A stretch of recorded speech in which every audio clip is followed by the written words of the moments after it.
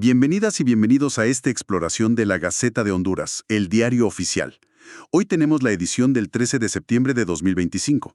Y bueno, sobre la mesa hay un trío de documentos clave. Un decreto ejecutivo, fundamental sobre el presupuesto nacional 2026. Ajá. Luego, un acuerdo ministerial que nos da como una pincelada de la administración interna. Algo más del día a día. Exacto. Y una sección completa de avisos de licitación pública. Nuestra misión hoy, bueno, ir más allá de los titulares, ¿no? Extraer la información más relevante y tratar de entender qué nos dicen estas publicaciones sobre las prioridades, el funcionamiento y las acciones concretas del gobierno hondureño ahora mismo. Me parece perfecto. Es como armar un rompecabezas con piezas oficiales. Justo eso. ¿Listos? Vamos a sumergirnos en los detalles. Empezamos con el documento de mayor peso, diría yo, el Decreto Ejecutivo PCM 27-2025. El plato fuerte. ¿Sí? Es ese que aprueba el Presupuesto General de Ingresos y Egresos de la República para el año fiscal 2026. Y la cifra global, es de las que hacen arquear las cejas. Más de 469 mil millones de lempiras. Uf, es una cantidad enorme, sí. Muchísimo dinero. Vamos a desglosar un poco qué significa esto. Exactamente. Este decreto es, pues, en esencia, el plan financiero del Estado hondureño para el próximo año. No es solo una lista de números, Es un reflejo directo de las políticas, de las prioridades del gobierno. Detalla cuánto esperan ingresar y, crucialmente, cómo planean gastarlo. Claro. El propio decreto lo divide, fíjate, de forma bastante clara, casi 280 mil millones para la administración central, o sea, el núcleo del gobierno. El gobierno central sí. Y unos 189 mil millones para la administración descentralizada. Estas son entidades con, digamos, mayor autonomía operativa financiera. Entiendo. Esta división ya nos da una primera pista sobre cómo se estructura el gasto público. Ahora, la pregunta del millón. ¿De dónde sale todo ese dinero? El decreto lo detalla en sus considerandos. Y aquí es donde se pone interesante ver la composición. Ajá. La gran mayoría, un impresionante 89.2%, viene de fuentes nacionales. Ojo, casi el 90%. Casi el 90%. Principalmente, como uno esperaría, de impuestos clave como el impuesto sobre ventas, el ISB, y el impuesto sobre la renta, el ISR. Los pilares de la recaudación. Exacto. El documento indica que estos se recaudan a través del sistema bancario privado y, bueno, se concentran en la cuenta única de la Tesorería General de la República. Ok. También se suman recursos propios de algunas instituciones, ¿no?, como tasas universitarias, ingresos de empresas públicas y algunas donaciones internas. Claro. Esta dependencia tan fuerte de los ingresos internos tiene sus pros y sus contras, ¿verdad? Definitivamente. A ver, por un lado, depender mayoritariamente de fuentes internas, ese 89.2%, pues le da al gobierno una mayor autonomía en sus decisiones fiscales y de gasto. Claro, menos sujeto a condiciones de afuera. Exacto, menos sujeto a condicionalidades externas.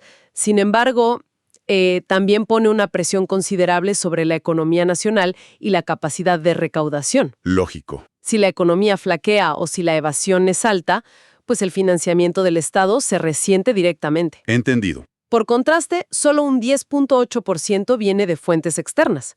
Esto incluye préstamos de organismos multilaterales o gobiernos amigos y donaciones internacionales. Que es relativamente bajo, ¿no? Comparado quizá con otros momentos u otros países. Sí, es una proporción relativamente baja. Podría reflejar una política deliberada de, digamos, soberanía fiscal. O quizá También podría indicar un acceso más limitado a líneas de crédito internacionales favorables o simplemente una decisión estratégica de no aumentar mucho la deuda externa. Entendido. Es un equilibrio delicado, sin duda. Y todo esto no ocurre en el vacío, claro. El propio decreto, en sus considerandos, intenta enmarcar este presupuesto dentro de una visión más amplia. Ajá. El llamado Plan de Gobierno Bicentenario para Refundar Honduras 2022-2026. Menciona explícitamente las 5 áreas prioritarias de este plan. ¿Qué son? Participación ciudadana y democracia participativa. Desarrollo social incluyente y justo. Desarrollo económico alternativo. Desarrollo ambiental sostenible y soberanía alimentaria. Y seguridad, justicia y transparencia. Y además menciona 3 ejes transversales: derechos humanos, perspectiva de género y desarrollo territorial. Precisamente, el presupuesto se presenta entonces como la herramienta financiera fundamental para intentar hacer realidad esas metas declaradas. La conexión entre el papel y la realidad, digamos. Exacto. Es donde la retórica política se encuentra con la asignación concreta de recursos. El decreto subraya que en la formulación de este anteproyecto participaron 113 instituciones públicas. 113. Sí, 79 de la Administración Central y 34 descentralizadas. Y usaron la plataforma CIAFI, el Sistema Integrado de Administración Financiera. Ok. Eso sugiere coordinación, al menos en la planificación. Sí, al menos en esa fase. Además, el decreto ya estructura el gasto esperado en grandes categorías, los llamados grupos de gasto. Ah, sí. ¿Cuáles son? Pues mira, servicios personales, sueldos y salarios, servicios no personales, contrataciones, consultorías, materiales y suministros, bienes capitalizables, inversiones en activos, transferencias y donaciones, Ujú. activos financieros, servicios de la deuda, pago de intereses y capital de deudas anteriores, y otros gastos. Ok, completo. Observar la proporción destinada a cada uno de estos grupos, bueno, una vez que se apruebe el detalle, daría muchas pistas sobre las prioridades reales, ¿no? Claro, por ejemplo, cuánto va a salarios versus cuánto va a inversión. Exacto. Un alto porcentaje en servicios personales es común, pero si es excesivo, puede limitar la inversión. Y el proceso no termina aquí, con la firma del decreto por la presidenta y el Consejo de Secretarios de Estado. No. Como indica el artículo 2, la Secretaría de Estado en el Despacho de Finanzas tiene ahora la tarea de presentar este proyecto al Congreso Nacional. Ahí viene la discusión política. Exacto. Es allí donde se dará la discusión y la aprobación final, y posiblemente con modificaciones. Ujú.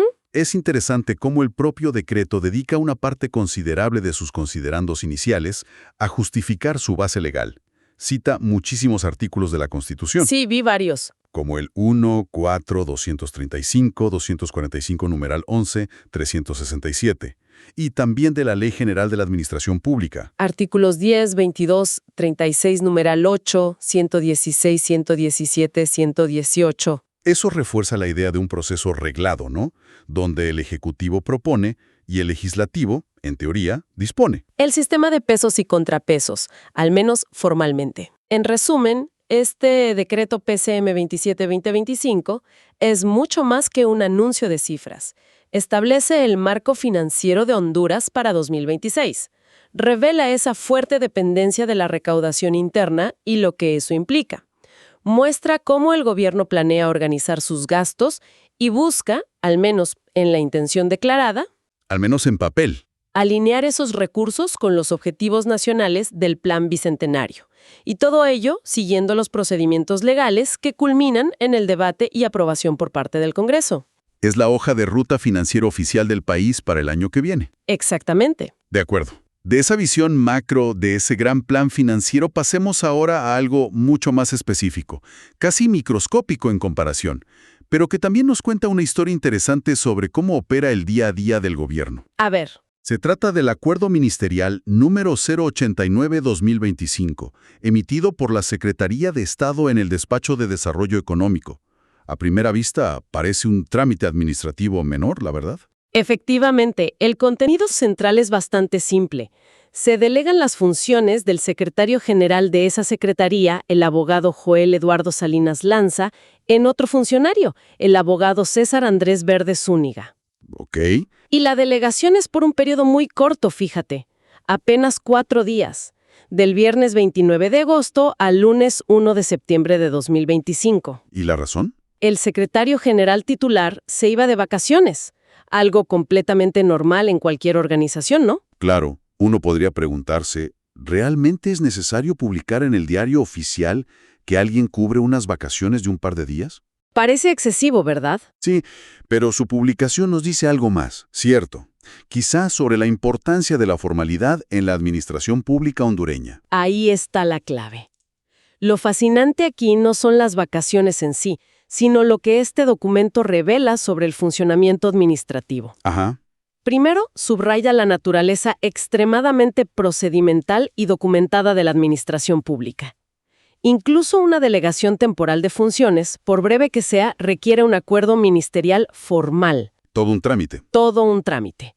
Este acuerdo debe ser firmado por la autoridad competente, En este caso, la Secretaría de Estado por Ley en funciones en ese momento, la MSC, Carla Ninosca Pérez, ¿ok? Y refrendado por el propio secretario general saliente. Y fundamentalmente debe publicarse en la Gaceta para tener validez y conocimiento público. Es un requisito legal entonces. Sí, el propio acuerdo se cuida de citar su base legal, artículos de la Constitución, la Ley General de Administración Pública, la Ley de Procedimiento Administrativo, hasta el Reglamento de Organización del Poder Ejecutivo. Vaya, todo un andamiaje legal para algo que parece simple. Exactamente. Además, nos ofrece como una pequeña radiografía de la estructura interna, ¿no? Nos da nombres y apellidos, cargos concretos. Sí, conocemos al secretario general titular, Joel Eduardo Salinas Lanza, y a quien lo sustituye temporalmente, César Andrés Verde Zúñiga. Y un detalle interesante. Nos dice el cargo nominal del sustituto, que es oficial de promoción de inversiones, exportación y turismo. Pero aclara. Pero aclara que funcionalmente se desempeñaba como oficial jurídico adscrito a la Secretaría General. Ah, mira. Esos pequeños detalles que permiten vislumbrar la maquinaria humana detrás de los ministerios. Las jerarquías, las funciones reales, más allá de los organigramas formales. Exacto. Precisamente. Este acuerdo, aunque pequeño, ilustra la jerarquía administrativa, la necesidad de asegurar la continuidad de las funciones. Se especifica que el encargado temporal puede firmar autos, providencias, requerimientos, constancias, certificaciones, resoluciones, autos de archivo y demás documentos inherentes al cargo. Ah, ok, le dan toda la potestad temporal. Sí, y sobre todo el enorme peso del formalismo y la publicidad de los actos administrativos, por muy cotidianos que parezcan. Es un pequeño pero revelador engranaje en la vasta maquinaria del Estado. Tal cual. Muy bien. Ya hemos visto la planificación financiera a gran escala, el presupuesto y un ejemplo de la operación administrativa interna, esa delegación. Ahora, cambiemos de tercio y vayamos a la sección B de esta edición de la Gaceta. Está repleta de avisos legales. Ajá. Y una parte sustancial son licitaciones públicas nacionales, las famosas LPN. Aquí es donde vemos el presupuesto empezar a moverse, ¿cierto? Donde el dinero empieza a gastarse. Exactamente. Si el presupuesto es el plan y el acuerdo ministerial nos muestra parte del motor administrativo, Las licitaciones son la acción. son la ejecución, sí. El momento en que el dinero público se destina a la adquisición de bienes y servicios concretos. Son llamados abiertos que hacen diversas entidades gubernamentales a empresas privadas. Empresas hondureñas. Legalmente constituidas en Honduras, sí, para que presenten ofertas y compitan por contratos. Es el gobierno actuando como comprador en el mercado. Y la variedad de lo que se busca comprar es realmente amplia. Casi un catálogo de las necesidades del Estado, ¿no? Sí, totalmente. Repasando los avisos de esta Gaceta, encontramos ejemplos muy diversos. Agrupándolos un poco, vemos un enfoque en desarrollo social y productivo. Por ejemplo, La Secretaría de Educación, a través de su unidad CITA, Sistema de Centros de Innovación Tecnológica y Agrícola, busca comprar sistemas de riego y kits agrícolas para huertos escolares en Comayagua. ah, mira qué bien. ¿Qué más? Luego hay necesidades operativas y de seguridad. Las Fuerzas Armadas, vía la Secretaría de Defensa Nacional, licitan producto terminado para uso personal. Que probablemente sean uniformes o equipo básico. Sí, para los nuevos reclutas del Curso de Adiestramiento Básico del Soldado, el CABIS. Ok, necesidades básicas de las Fuerzas Armadas. También hay una fuerte presencia de infraestructura y equipamiento administrativo. El INPREMA, el Instituto de Previsión del Magisterio, Ajá. necesita remodelar su edificio principal en Tegucigalpa. El Cuerpo de Bomberos lanzó una licitación para construir edificaciones a nivel nacional. Importante. Aunque como nota curiosa, la fecha límite para presentar ofertas según este aviso ya pasó. Era el 23 de septiembre. Ah, lo que decíamos antes, a veces la publicación en Gaceta tiene estos desfases. Sí, hay que estar atentos. La UMAP, la Unidad de Agua de la capital, quiere comprar e instalar 95 aires acondicionados para sus oficinas. 95, bueno. El Instituto de la Propiedad necesita renovar equipo de cómputo y la Secretaría de Salud requiere prendas de vestir para personal de programas clave como VIH, tuberculosis y malaria. Financiado con fondos nacionales del Plan de Sostenibilidad, según leí. Exacto. Y no podemos olvidar las áreas de cultura y deportes, que también requieren inversión. Cierto. ¿Qué encontraste ahí? Pues mira, la CECAPA, La Secretaría de las Culturas, las Artes y los Patrimonios licita usando fondos de un proyecto específico, el PIC-CCMAH, el equipamiento para un estudio de grabación en la Casa de la Cultura de La Ceiba. Un estudio de grabación. ¡Qué interesante! Sí, y la CONDEPOR, la Comisión Nacional de Deportes, está muy activa preparando los 12 Juegos Deportivos Centroamericanos en Tegucigalpa. Ah, claro. Tiene una licitación para contratar servicios de hotel para atletas y delegaciones, y otra muy específica para comprar implementos deportivos para lucha y sambo. Hasta especifican los deportes.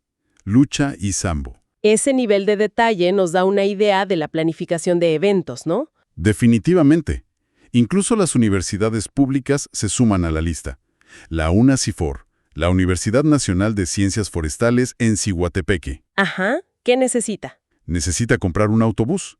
Y también publicaron un aviso para contratar servicios de mantenimiento para toda su flota vehicular durante 2026. Ok, necesidades de transporte y mantenimiento. Aunque, de nuevo, la fecha límite indicada en este aviso para el mantenimiento, 18 de septiembre, también parece haber pasado. Otro desfase. Es un recordatorio de que hay que estar muy atentos a las fechas reales de los procesos, no solo a la publicación en Gaceta. Exacto. Revisando todos estos avisos, pues emergen patrones y detalles operativos muy interesantes sobre cómo funciona este proceso de contratación pública.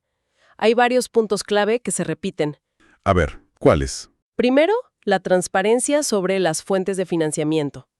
Cada aviso especifica si los fondos provienen del Tesoro Nacional, fondos nacionales, si son fondos propios generados por la misma institución. Como las universidades, quizás. Exacto. O si vienen de préstamos o donaciones ligados a proyectos específicos, como el de CKPH o el Plan de Sostenibilidad de Salud. Eso permite trazar el origen del dinero, al menos en teoría. Sí, y conectarlo con el presupuesto general. Segundo, los requisitos para las empresas que quieran participar son bastante estándar, pero con matices. ¿Como cuáles? Deben ser empresas legalmente constituidas en Honduras, y casi todas exigen un registro formal en el proceso. Pero aquí viene una diferencia interesante. Ajá. Algunas licitaciones cobran una tarifa no reembolsable por obtener los pliegos, los documentos con todas las especificaciones. ¿Y cuánto cobran?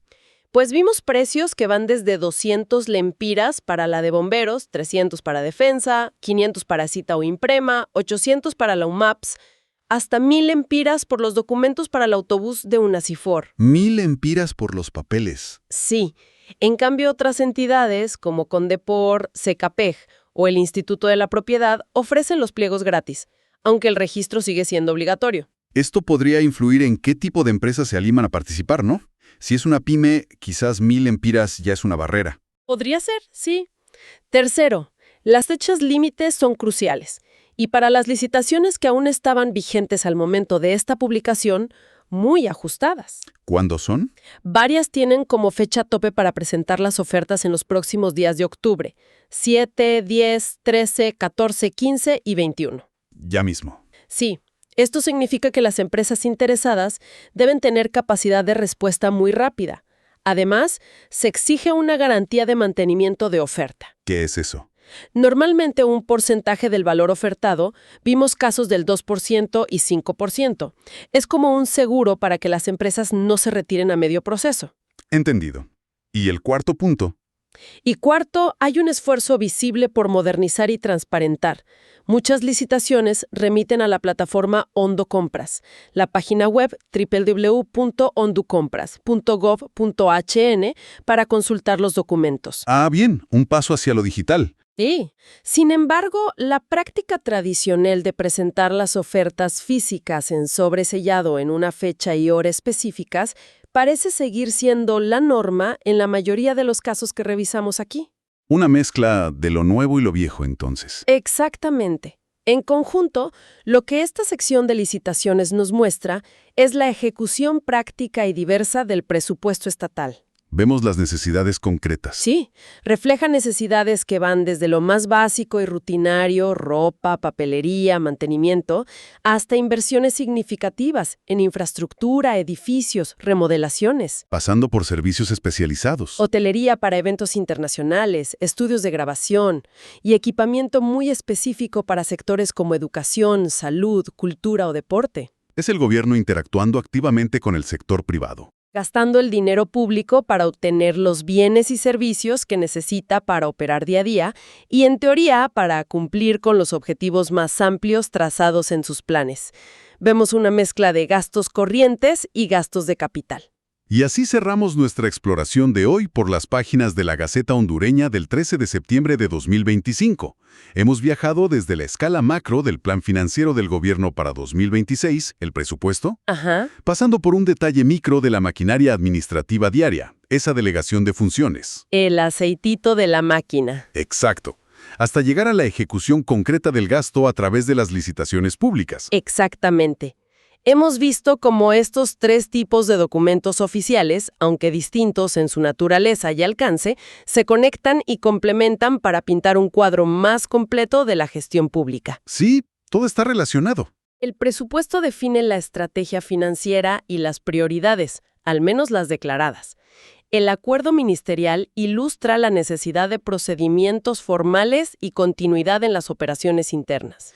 ¿Y las licitaciones? Y las licitaciones nos muestran cómo esa estrategia y esas operaciones se traducen en acciones concretas, en el mercado, gastando los fondos públicos para satisfacer necesidades diversas. Es un ciclo: planificar, operar, ejecutar. Y para dejar una reflexión final, una pregunta abierta para quienes nos escuchan. Si volvemos a conectar todo esto con el plan bicentenario que se mencionaba en el decreto del presupuesto. Con esas grandes aspiraciones. Exacto, de desarrollo social, económico, ambiental, justicia. ¿Qué tanto podemos inferir sobre la alineación real de estos gastos específicos que vimos? Buena pregunta. Un sistema de riego para huertos escolares en Comayagua, un estudio de grabación en La Ceiba, equipo de cómputo para el Instituto de la Propiedad, implementos para Lucha y Sambo, edificios para bomberos. Esa es la pregunta fundamental para cualquiera que quiere evaluar la efectividad del gasto público, ¿no? ¿Son estas compras y proyectos, más allá de su necesidad inmediata, las inversiones más estratégicas para impulsar esas grandes metas nacionales? O quizás, ¿O reflejan más bien una mezcla de necesidades operativas urgentes, compromisos previos y tal vez una dispersión de esfuerzos? Analizar esa coherencia entre la planificación estratégica de alto nivel y la ejecución presupuestaria detallada. es el gran desafío. Es un desafío constante y crucial para entender hacia dónde se dirige realmente el país. Una pregunta para seguir indagando y observando más allá de los documentos oficiales. Gracias por acompañarnos en este análisis de hoy. Gracias. Hasta la próxima.